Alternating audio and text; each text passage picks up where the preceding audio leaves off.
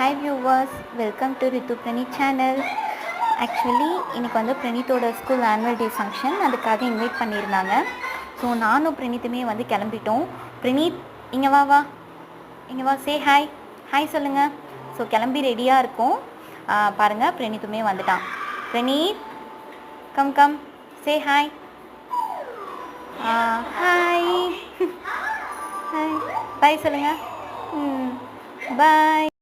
கிளம்பியாச்சு, finally reach ஆகியாச்சு. ஃபங்க்ஷனும் ஸ்டார்ட் பண்ணிட்டாங்க.